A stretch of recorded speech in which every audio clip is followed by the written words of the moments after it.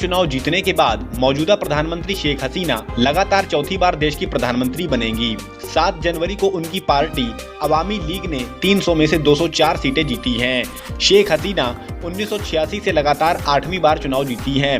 बांग्लादेश चुनाव आयोग के मुताबिक इस बार चुनाव में महज 40% वोट ही पड़े थे, जबकि 2018 के चुनाव में 80% मतदान हुआ था। देश में विपक्षी पार्टियों ने चुनाव का बहिष्कार किया था। वहीं शेख हसीना की जीत के बाद भारत के राजदूत प्रणय वर्मा ने शेख हसीना से मुलाकात की और जीत की बधाई दी। उन्होंने उम्मीद जताई कि हसीना की नई पारी में दोनों देशों के बीच रिश्ते और मजबूत होंगे। वहीं भारत के अलावा चीन और रूस ने भी शेख हसीना को बधाइयां भेजी हैं।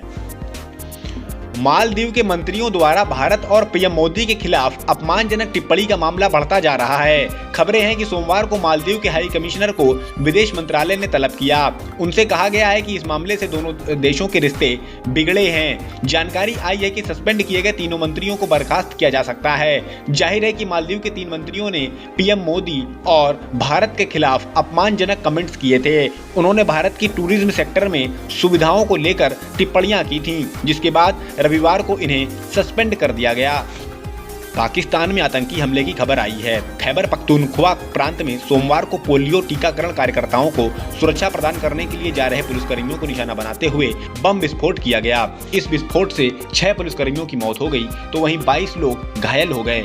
यह विस्फोट अफगानिस्तान की सीमा के पास बाजौर जिले में हुआ। वहीं इस हमले के बाद पुलिस प्रवक्ता ने कहा कि सभी घायल व्यक्ति पुलिसकर्मी हैं। वहीं कार्यवाहक सीएम केपीके अरशद हुसैन ने हमले की निंदा करते हुए कहा कि आतंकवाद के खिलाफ युद्ध आखिरी आतंकवादी के खात्मे तक जारी रहेगा। स्वीडन में पिछले साल कुरान जलाने को लेकर विवाद खड़ा हो गया था, जिसकी वजह से कई मुस्लिम देशों ने स्वीडन का विरोध किया था।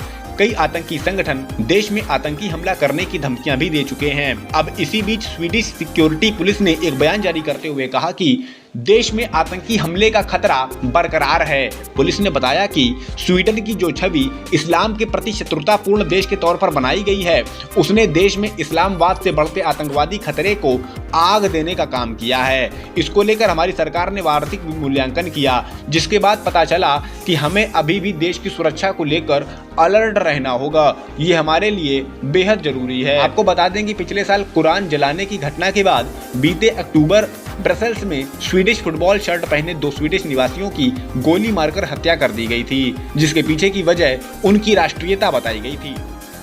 इन दोनों यूरोपीय देश स्वीडन भीषण ठंड का दौर देख रहा है। यहाँ ठंड का 25 साल पुराना रिकॉर्ड टूट गया है। यहाँ के उत्तरी इलाकों में 21वीं सदी की सबसे भयानक सर्दी पड़ रही है। इन इलाकों में रात का पारा -40 डिग्री के आसपास चल रहा है। स्वीडन में बर्फीले तूफान के चलते 24 घंटे में 10 इंच तक बर्फ गिर गई, जिससे हजारों गाड़ियां सड़क पर फंस गईं। वहीं लोगों का रेस्क्यू करने और बर्फ हटाने के लिए आर्मी तक बुलाई गई है।